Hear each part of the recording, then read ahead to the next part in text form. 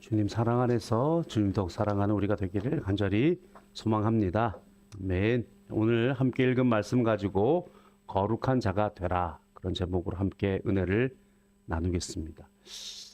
거룩에 대해서 어떤 비유를 좀 들어볼까 이렇게 생각하다가 미리 말씀드립니다. 비유가 조금 옹졸합니다. 네, 양해하고 들으시기 바랍니다. 요즘 집에서 이제 함께하는 동물을 애완동물이라고 하지 않고 반려동물이라고 그러잖아요. 그러니까 사실은 인간의 격으로 올려놓은 겁니다. 그래서 애완 그러면 이제 뭔가 격이 다르니까 이제 같은 수준으로 하니까 반려다 이렇게 이야기를 하죠. 근데 어떨 때는 고양이를 키우는 분들은 본인 스스로를 집사다 그렇게 이야기합니다. 교회에서 집사님 하시면 되는데 왜 집에서도 이렇게 고양이 때문에 집사를 하는지. 자, 물론 생각해 보시면 지금 말하자면 견권, 묘권이 생긴 거잖아요. 근데 그게 몇 년이 안 됐습니다. 우리에게 견권과 묘권이 이렇게 신장된 게 몇 년이 안 됐어요. 물론 이제 연령대마다 과거를 생각하는 이 폭이 좀 다르겠습니다만은 옛날 생각을 좀 해보면 제가 보기에는 집에서 키우는 가축과 함께 이렇게 다 범주에 넣어보면 동물들 중에 강아지가 제일 불쌍했어요. 제가 생각에는. 왜냐하면 돼지도 넓은 집이 있어요. 그리고 소도 자기만의 넓은 외양간이 있습니다. 근데 대개 개집은요 평수가 좁아요. 개집 한번 보여주실래요? 그나마 지금 왼쪽에 있는 개가 있고요. 오른쪽에는 좀 럭셔리한 이렇게 저택도 있습니다만은, 근데 이게 지금도 저런 집에 산단 말이에요, 강아지가. 그나마 지금은 저렇게 이제 비가 안 새는 집을 지어가지고 이렇게 두지만, 예전에는 되게 개집을 이렇게 망치질해서 지었단 말이에요. 합판들 막 붙여가지고 이렇게 지으면 비가 오면 비가 새요. 그리고 겨울에는 저 안에다가 옷까지 좀 넣어주는 게 다였어요. 근데 왜 지금도 아직까지 계집이 저렇게 작은지 모르겠어요. 오른쪽 정도는 좀 돼주면 좋겠는데, 아마 이제 지금은 처마가 이렇게 다 있고 이렇게 실내에다 저렇게 놔두면 저러면 이제 저게 계집이 아니고 개 침대가 되잖아요. 그 정도는 괜찮은 것 같아요. 네. 저희는 이제 애견인 애묘인이 아닙니다만은, 근데 그 이전을 좀 생각해 보면 제가 이런 기억이 있어요. 예전에 이제 시골에 가면, 저희는 이제 집 안에서 키워본 적이 없는데 외갓집에 이제 가면 할머니 동생 대신 할아버지, 신분까지 정확하게 말할 건 없지만 마당에 있는 집에 늘 강아지가 있었던 기억이 나요. 근데 강아지가 새끼를 낳았어요. 그러니까 강아지 새끼 되게 이쁘잖아요. 근데 그때만 해도 강아지는 문 앞에서 문 지키는 강아지잖아요. 근데 새끼가 너무 이쁘니까 강아지를 이렇게, 말 그대로 강아지를 저희 이제 오촌 아저씨가 이렇게, 저희 또래거든요. 아저씨가 이게 뭐라 그러니까 마루 위에 이제 방으로 가지고 들어왔어요. 그러니까 이모들이 그 냄새 나는 왜 갖고 들어왔냐고 막 뭐라 그런 거예요. 그래서 이쁘지 않냐고, 내가 좀 데리고 놀다가 내보내자고. 그래서 데리고 들어왔어요. 근데 들어오자마자 이 친구가 뭘 했느냐, 실내를 내버렸어요. 그래가지고 그때는 어떻게 하느냐, 집어 던져버리는 거예요. 죄송합니다. 애견인 애묘인들은 이해하고 들으십시오. 근데 지금 무슨 이야기를 하는 거냐면요, 지금 이 견권과 묘권이 이렇게 상장한 이 이유는요, 개들이 똑똑해서 그래요. 고양이들이 똑똑해서 그래요. 사실은 개가 똑똑한 게 아니고요, 사람이 똑똑해진 거거든요.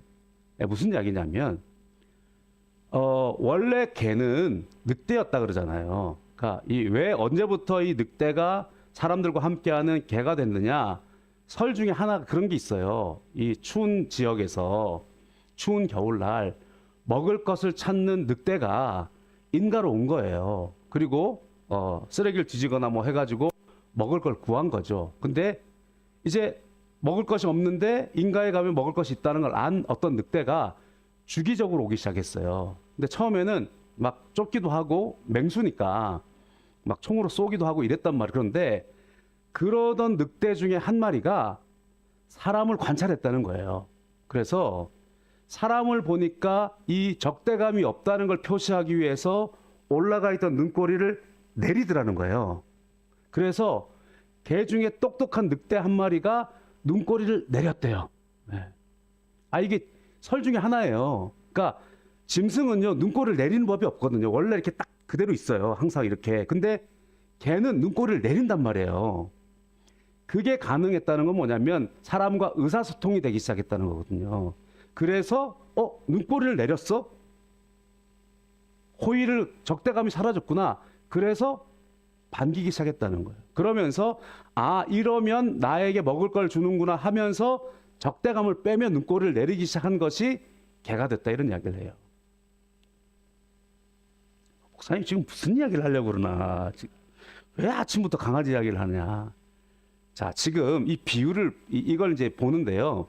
자, 이제 그러면 강아지가 반려견이 되거나 반려묘가 되기 위해서 격이 상승할 수 있었던 이유는 뭐냐면요, 사람과 소통하기 시작해서 그래요.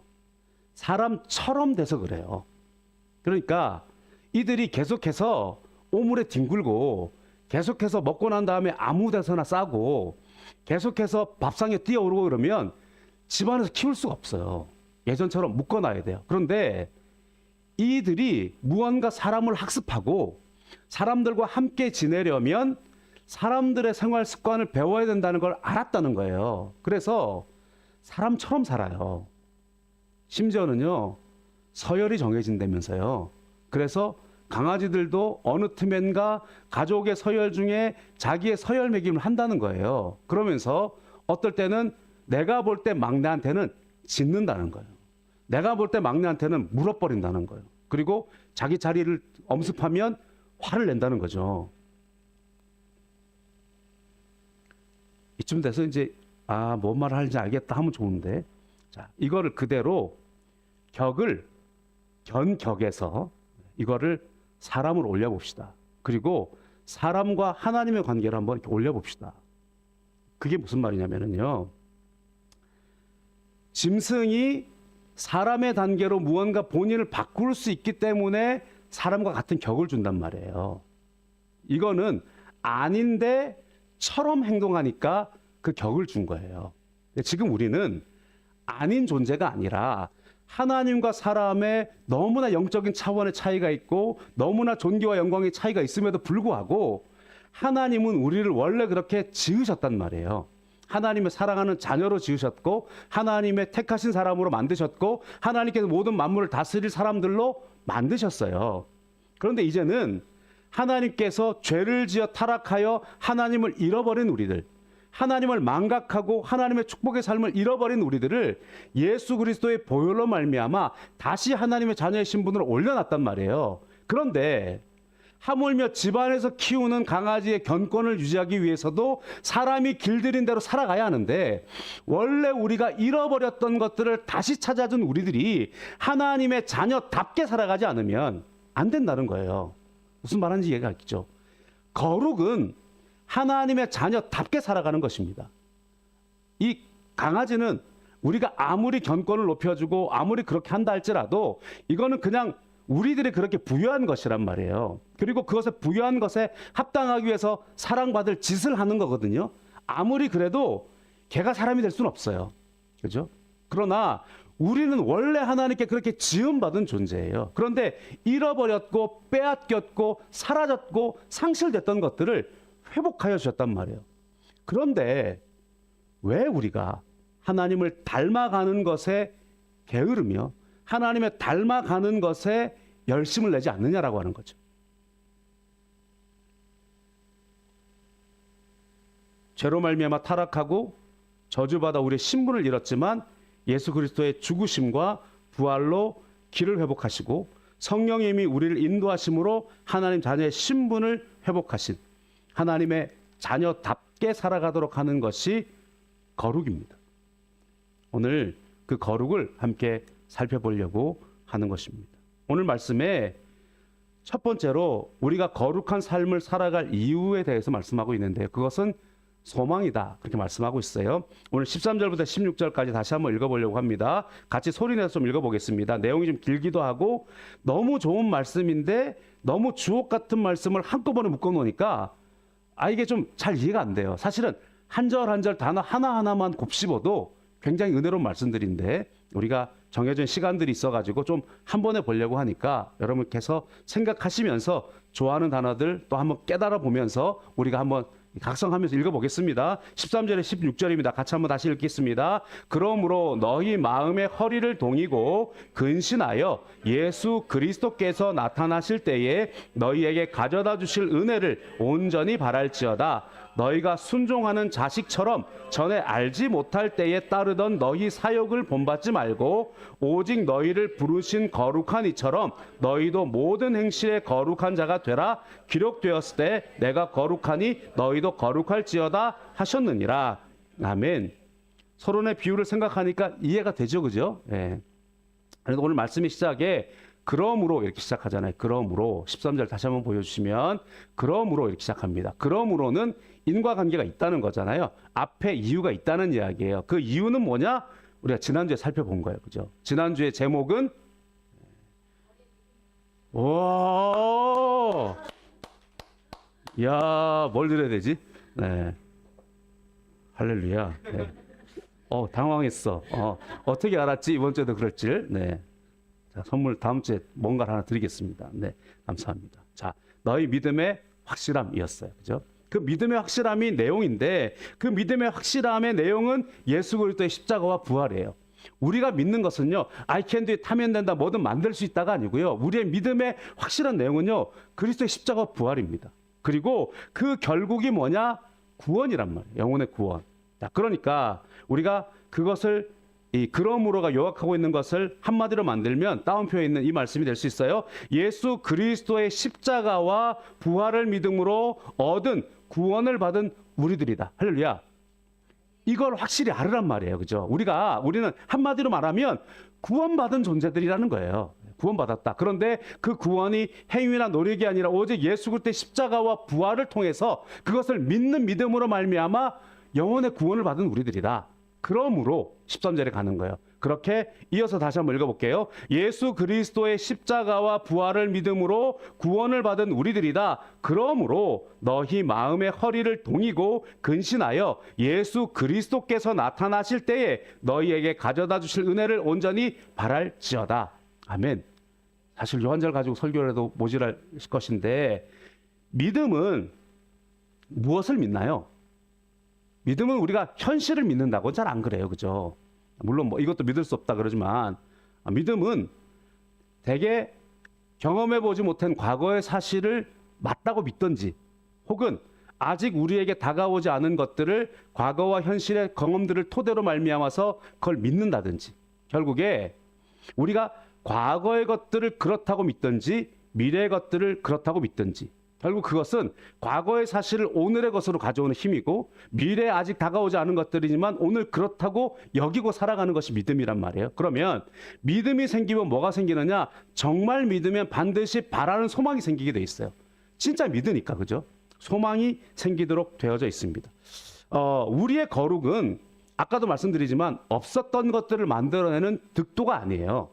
그래서 수양을 딱 해가지고 돌을 딱 통하면 뭔가 없던 것이 딱 생기는 것이 아니라 우리의 본래 신분을 찾았으니까 그 신분에 맞게 살아가면서 그 신분의 약속 가운데 주어진 것들을 바라며 걸어가는 것이거든요.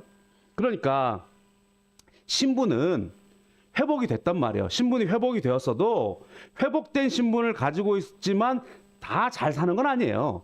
회복된 신분을 가지고 있지만 다 거기에 걸맞게 살 수는 없어요. 어떻게 보면 능력의 차이가 있죠. 무슨 말이냐면 좀 모자란 왕도 있고요. 똑똑한 왕도 있어요. 그러나 왕은 왕이에요. 그죠? 왕자 중에 좀 똑똑한 왕자도 있고 좀 모자란 왕자도 있어요. 그러나 왕자는 왕자예요. 거기에 따라서 맡길 수 있는 역할은 조금 다를 수 있어요. 그러나 우리의 신분은 하나님의 자녀라고 하는 것은 변함이 없다는 거예요. 할렐루야. 그렇기 때문에 하나님 자녀답게 살아가는 것.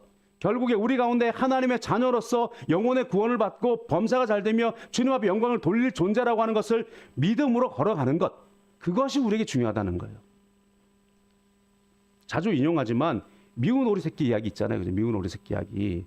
여러분, 백조가 오리처럼 살면 백조도 힘들고 오리도 힘듭니다. 그죠?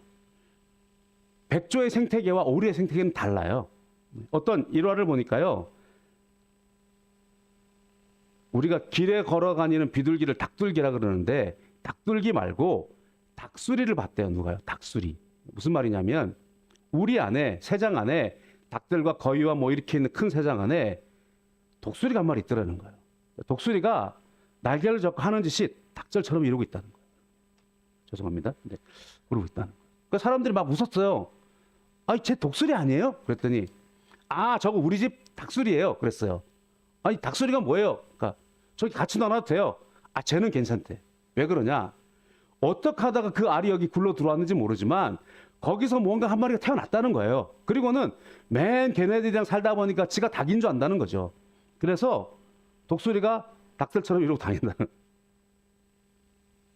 여러분, 닭도 힘들고 독수리도 힘들어요. 닭의 생태계가 다르고 독수리의 생태계가 달라요. 닭이 모이 먹겠다는데 독수리 한 마리 확 들어가지고 모이 먹으면 얼마나 힘들겠습니까? 먹는 게 다른데 분명히. 그리고 사람들은 뭐라 그래요? 쟤는 왜 그래요? 이런단 말이에요.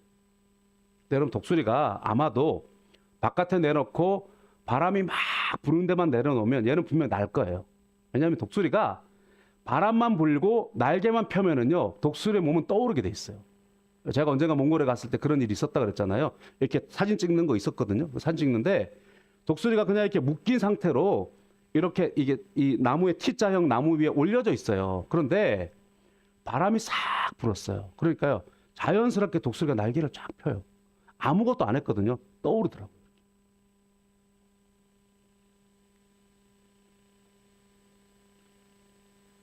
세상에서 닭이나 먹는 모이를 먹고 살아가는 크리스천들이 안타까운 것입니다. 우리들이 그렇게 살고 있지 않느냐는 거예요. 하늘에서 공급하시는 먹이를 먹지 않고 하늘의 소망을 두지 않고 성령의 바람을 타지 않으니까 자꾸 쓰러지고 넘어지는 거예요.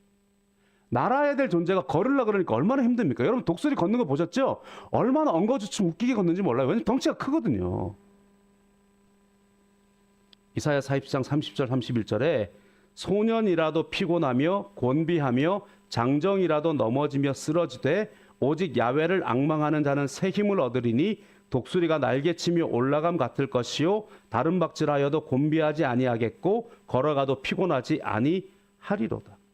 소년이라도 피곤하고 곤비하고 장정이라도 넘어지고 쓰러진다. 날개짓해야 할 존재들이 세상의 방식대로 살아가니까 쓰러지고 넘어지는 거예요.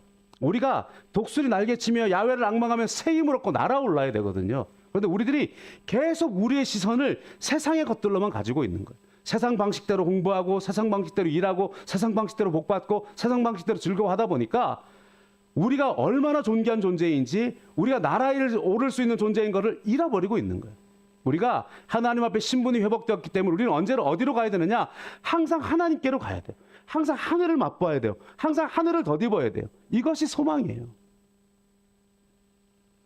금요철야에서 악인에게 죄인의 길 오만한 자리에 대해서 잠깐 나눴는데요. 결국 드러나게 돼 있다는 거 아니겠습니까? 복이 아닌 것들을 복으로 여기고 그것을 얻기 위해 헛된 것으로 채워가고 내 것이 아닌데 무언가 그들과 함께 하하하며 즐기고 있다고 여기는 것들, 그 거짓된 것들을 거짓된 것으로 채워나가다 보면 한순간에 깨지거든요. 결국 비가 오고 바람 불 때 무너집니다. 진짜가 아닌 것들은요, 비가 오고 바람 불 때 한순간에 무너집니다.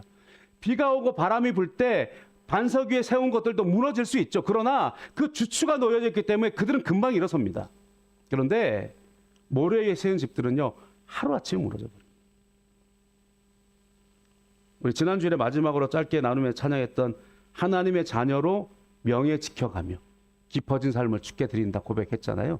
거룩을 다른 말로 바꾸면 명예 지키는 것 같아요. 하나님의 자녀로 명예 지키는 것. 오늘 계속해서 이 말씀 나눌 건데요. 요지는 딱 한 가지입니다. 진짜라는 거예요. 진짜라는 거. 우리는 가짜가 아니라는 거예요. 진짜라는 거죠. 베드로전서 1장 16절에 뭐라고 말씀합니까? 기록되었을 때 내가 거룩하니 너희도 거룩할지어다 하셨느니라. 하나님이 거룩하니까 너희도 거룩해라. 결국 무슨 말이냐면요, 아닌 것을 만들어내라가 아니고요, 닮아가라는 거예요. 그렇게 살아가라는 거예요. 왜냐하면 너에게 그런 생명이 있다는 거거든요.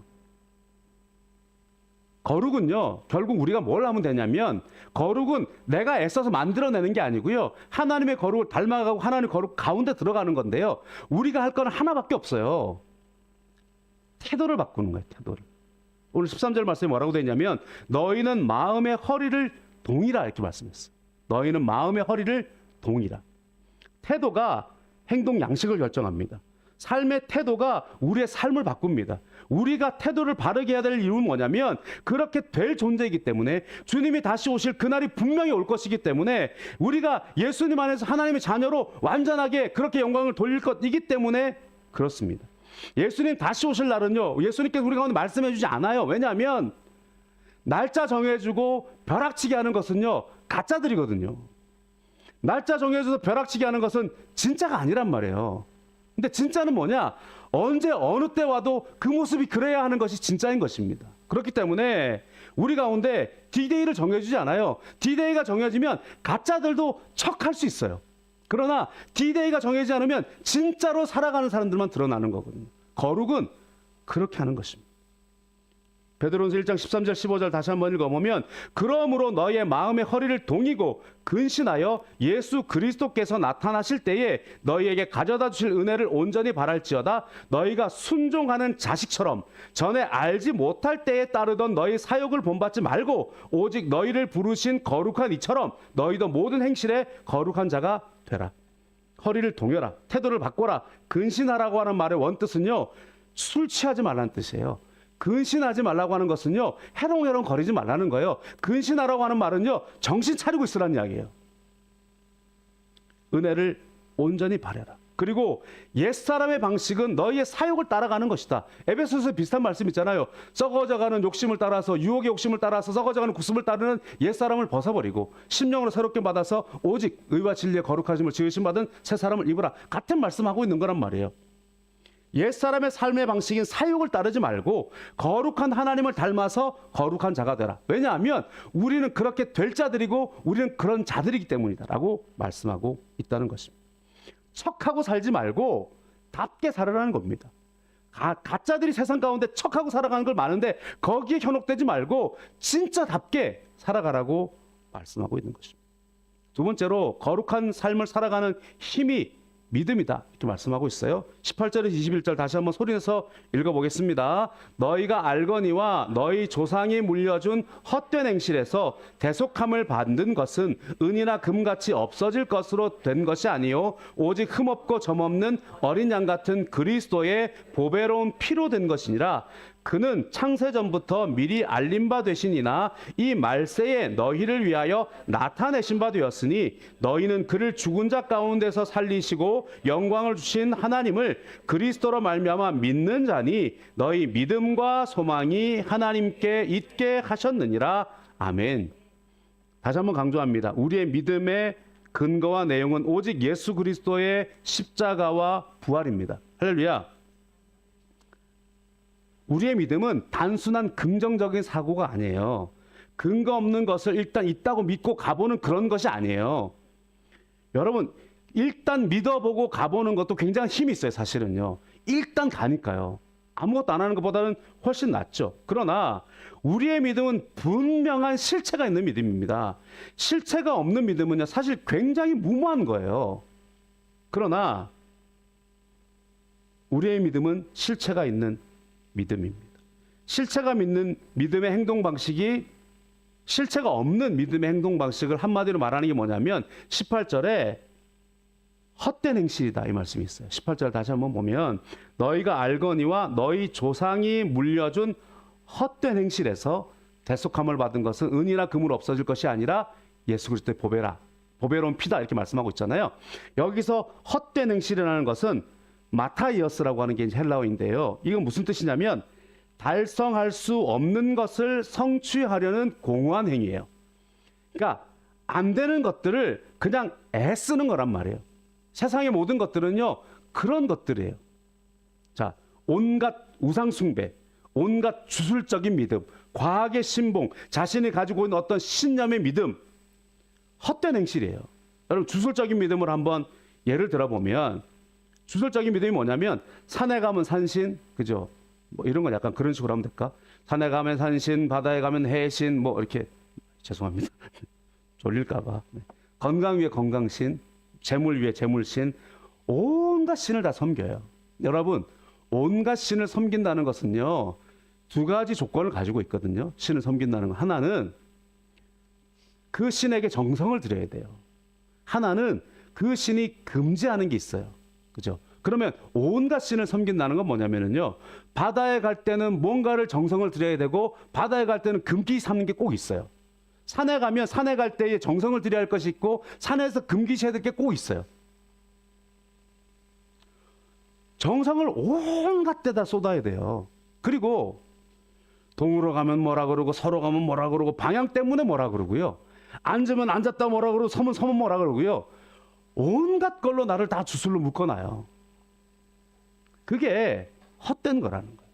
이것만 열심히 하면 뭐가 된대요. 열심히 가요. 근데 갔는데 길이 아니에요. 얼마나 헛된 것입니까? 그러나 우리에게 영혼의 잘됨과 범사의 잘됨과 강건함을 주는 분은 오직 하나님이십니다. 그러므로 우리가 하나님을 믿고 우리가 왜 하나님 앞에 이 복을 받을 수 있느냐? 예수 그리스도의 십자가와 부활이 있기 때문이라는 거예요. 우리가 하나님의 자녀가 되었고 우리의 죄와 저주가 떠나가고 예수 그리스도의 십자가와 부활로 말미암아 우리가 이것을 회복했다는 그 믿음을 믿고 나가는 것, 그것밖에 없습니다. 오늘 베드로전서 1장 19절에 다시 한번 강조합니다. 오직 흠없고 점없는 어린 양 같은 그리스도의 보배로운 피로 된 것이니라. 여러분 우리가 하나님 앞에 예배를 드리는 것도 이제 얼마나 감사한 은혜로운 시대인지 우리가 정성을 드릴 필요가 없잖아요. 물론 예배에 마음의 정성을 드리지 마라 이런 것이 아니고요. 더 이상 희생이 필요 없다고요. 늘 말씀드리지만 지금 여러분들이 이렇게 예배 앉아서 드리려면은요. 여러분들이 지금 한 300명 모였다 그죠? 네. 할렐루야. 네. 예를 들어 300명 모였다 치면 300마리 짐승 가지고 와야 된다고요. 그리고 여러분들 줄 딱 서가지고 저 성전 우리 마당 같은 데 있잖아요. 딱 비슷하게 생겼네. 거기서요 각자 줄 서 있어야 돼요. 그리고는 어떻게 해야 되느냐? 말씀드렸잖아요. 때리거나 찌르거나 쪼개거나 해서 죽이고 각 뜨고 피 흘리고 그거 하고 문 앞에서 번제 드리고 이렇게 올라오셔야 된단 말이에요. 안 하잖아요 지금 우리가. 그냥 예수 그리스도의 보혈 안에서. 여러분 거룩도 마찬가지예요. 거룩 그러면 우리가 자꾸 오해하는 게 뭐냐면은요. 거룩 경건 그러면 뭔가 금욕하고 뭔가 훈련하고 뭔가를 막 다다를 수 없는 도를 통해야 되는 걸로 오해한단 말이에요. 아니에요. 거룩은요 늘 하나님께로 나아가는 것밖에 없어요. 거룩은요 주님 안에 들어가는 것밖에 없어요. 우리가 만들어내는 거룩은 거룩이 아니에요. 주님의 보혈에 젖어 있고 오직 성령의 충만함 받고 오직 하늘에 닿아 있는 것, 그것을 날마다 이루며 가는 것이 거룩이라고요. 우리의 예배조차도 내가 드리는 거 아니라 그랬잖아요. 우리가 예배 드리면서 정말로 예배의 어떤 지침으로 갖고 있는 한마디 말씀, 영과 진리로 예배 드리라 했더니 우리가 자꾸만 내가 무언가를 취해서 드리고 있는 영으로 진리로 생각한단 말이에요. 아니라고 그랬잖아요. 영 안에서 진리 안에서라고 그랬잖아요. 다시 한번 요한복음 4장 23절 24절을 한글로 읽을 텐데 그냥 영어로 이렇게 써놨어요. 그죠? 읽어보겠습니다. 아버지께 참되게 예배하는 자들은 영과 진리로 예배할 때가 오나니 곧 이때라. 아버지께서는 자기에게 이렇게 예배하는 자를 찾으시느니라. 하나님은 영이시니 예배하는 자가 영과 진리로 예배할지니라. 그런데 하나님이 찾으시는 분은 누구냐면 트루 워시퍼를 찾는단 말이에요. 진짜 예배자를 찾는단 말이에요. 진짜 예배는 어떻게 하는 것이냐? 영 안에서, 진리 안에서, in spirit and truth란 말이에요. in이란 말이에요. 물론 영어적인 뜻에 그냥 그렇게 다 통용됩니다 라고 말할 수 있지만 분명히 전치사가 가지고 있는 어떤 방향성이나 전치사가 가지고 있는 어떤 장소의 개념은 분명히 있잖아요. 우리가 스피릿으로 예배하는 게 아니에요. 바이 더 스피릿이 아니잖아요. 바이 더 스피릿은요, 락앤롤 이런 건 바이 더 스피릿 할 수 있어요. 뭐 이렇게. 그러나 인 스피릿은요, 성령 안에 들어있는 거예요. 우리가 예배의 열심이 내가 만들어내는 것이 아니고요. 예배의 열심은요, 주님 안에 거하는 거예요. 예배의 열심은요, 예수 그리스도의 십자가와 부활이 우리 가운데 주님께로 나아가는 그 진리라는 걸 믿고, 때때로는 내 실존이 너무나 죄악이 많고 내 실존이 너무나 더럽고 내가 도저히 하나님께 나아갈 수 없던 그 순간에도 예수 그리스도의 십자가로 우리 죄가 사하여졌다는 것을 믿는 진리 가운데서 예배하는 거예요. 그렇기 때문에 여기서도 저기서도 이런 행위로 저런 행위로가 중요한 것이 아니라 예수 그리스도의 보혈로. 할렐루야. 오늘 우리가 예배하는 것은요, 우리가 그냥 열심을 가지고 어떤 지식을 가지고 들어가는 것이 아니라 내 가운데 주님의 성령이 들어와야 된다고요. 아니, 내가 주님의 성령 안에 잠겨야 된다고요.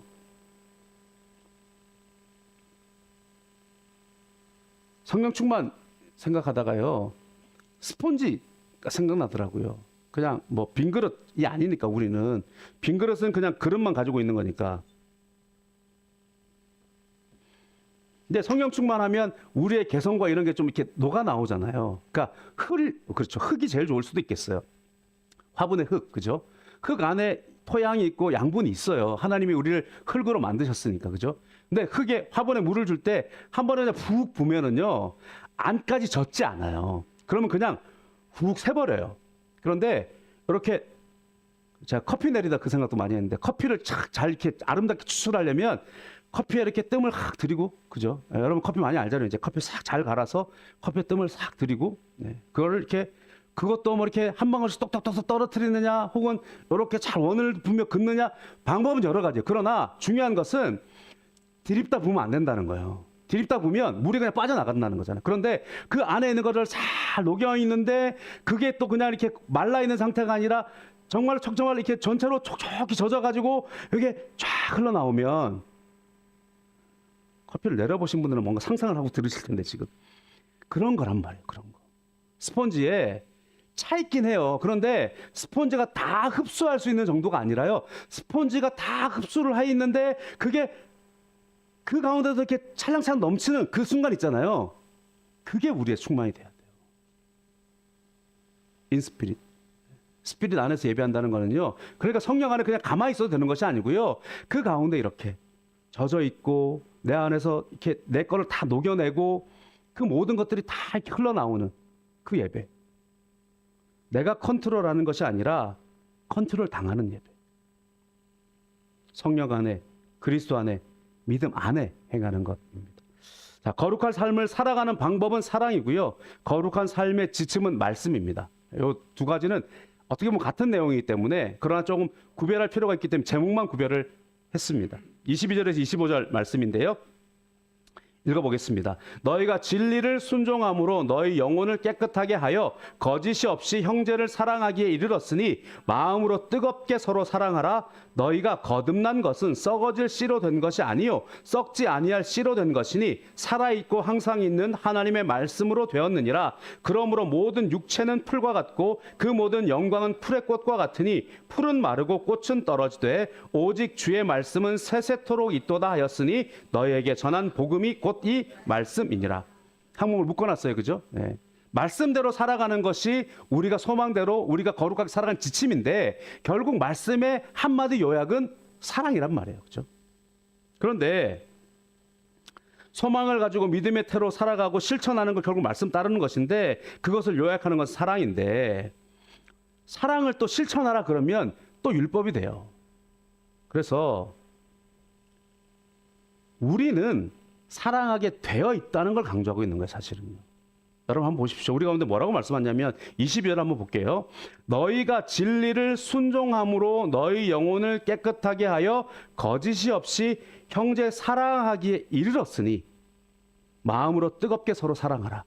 자, 우리 가운데 중요한 첫 번째 조건을 볼 수 있는데, 그게 뭐냐면은요, 우리는 형제라는 거예요. 할렐루야. 형제를 사랑하는데 무슨 다른 이유가 필요해요? 우리가 주님의 말씀 가운데 거듭나고 진리를 순종함으로 영혼 깨끗함 받은 우리들은 다 형제라는 거예요. 그러니까 형제 사랑하는 것은요, 당연하다는 거예요. 할렐루야. 형제들입니다. 형제들입니다. 왼수 아닙니다. 네. 형제들입니다. 우리는 한 영 받은, 그죠? 우리 가운데 한 피 받은 예수의 보혈이 우리 가운데 있고, 우리 가운데 성령이 우리 가운데 거하시니, 우리 가운데 같은 하나님 가운데 있는 그리스도의 지체가 되어 있는 형제란 말이에요. 형제 사랑하는 것은 마땅한 것입니다. 그러므로 형제를 사랑하기 위해서 너희가 마음으로 뜨겁게 사랑하라 말씀하는 거예요. 당연한 것이니까 하라는 거예요. 또 한 가지는 뭐냐면요, 되게 돼 있다는 거예요. 뭐냐면 우리에게 사랑의 씨가 들어왔다는 거예요. 우리에게 새로운 생명이 들어왔다는 거예요. 거듭났다는 것은요, 죄 사함으로 땅땅땅 법적으로 해주는 것이 아니라 새로운 생명을 주셨다는 거예요. 성령이 우리 가운데 임하셨다는 것은요, 우리 가운데 육체를 흙으로 만드시고 그 코에 생기를 불어넣으셔서 하나님의 형상이 되게 만들었다는 거는요, 우리 가운데 하나님 생명이 있다는 거예요. 거듭났다는 거는요, 그 생명을 회복했다는 거예요. 생명을 가지고 있는데 하나님은 사랑이시기 때문에 하나님의 생명을 가지고 있는 사람들은 사랑하게 돼 있다는 거예요. 23절 다시 한번 읽습니다. 너희가 거듭난 것은 썩어질 씨로 된 것이 아니요 썩지 아니할 씨로 된 것이니 살아있고 항상 있는 하나님의 말씀으로 되었느니라. 거듭났다는 거예요. 우리는. 그러면 거꾸로 질문할 수 있어요. 첫 번째, 진리를 순종함이 있느냐? 이거 없다면 퀘스천. 진짜면, 진짜 거듭났으면 우리 마음속에 진리를 순종함이 있어야 돼요. 증명할 수 있죠. 진짜니까. 그게 거룩이라는 거예요. 없는데 진리를 따르겠습니다. 이게 아니고요. 거듭난 사람들은요, 진리를 순종하고 싶어진단 말이에요. 왜냐하면 우리의 영혼이 거듭났기 때문에. 새로운 생명이 생겼기 때문에. 두 번째 질문, 사랑이 있느냐? 사랑이 있느냐? 거듭난 사람들은요, 성격 따라 다를 수는 있죠. 물론 사랑의 방식이 오다 주셨다 또 있고, 어머머머 이 사랑도 있고, 사랑의 방식은 다를 수 있어요. 아까 말한 것처럼 흙이니까 흙의 토양에 따라서 나오는 퍼포먼스는 다를 수 있어요. 그러나 사랑해요, 사랑한다, 다 다르단 말이에요. 어쨌든 사랑이 있느냐, 그죠? 거듭난 생명이 건강하면, 아까 말한 것처럼 신분이 거듭났지만 영양의 차이가 있을 수 있다 그랬어요. 거듭난 생명도 건강할 수 있고 병들 수 있어요. 건강하면 순종한단 말이에요. 건강하면 사랑이 흘러넘친단 말이에요. 그런데 건강하지 않으면 순종이 잘 안 돼요. 건강하지 않으면 사랑이 잘 안 돼요. 결국 오늘 네 가지 주제이지만 하나를 말씀과 사랑으로 묶었다면, 다시 주제만 딱 보면 결국 믿음, 소망, 사랑이에요. 믿음, 소망, 사랑. 결국 우리에게 믿음과 소망과 사랑이 있어야 돼요. 다른 성경에는 믿음의 역사와 사랑의 수고와 소망의 인내다 그렇게 말했어요. 다시 한번 상기합니다. 베드로전서의 수신 배경은 어떻다고요? 로마의 대박해가 있었다 그랬어요. 베드로전서를 수신 자들은 누구라고요? 갑바도기아의 그 데린쿠유 같은 그런 분들이란 말이에요. 다시 한번 여쭙습니다. 이럴 때에 베드로가 지금 편지했을 때, 우리는 그럴 때 편지하면 대개 두 가지 중에 하나로 편지를 쓸 거예요. 도망가라, 혹은 불꽃같이 타올라라.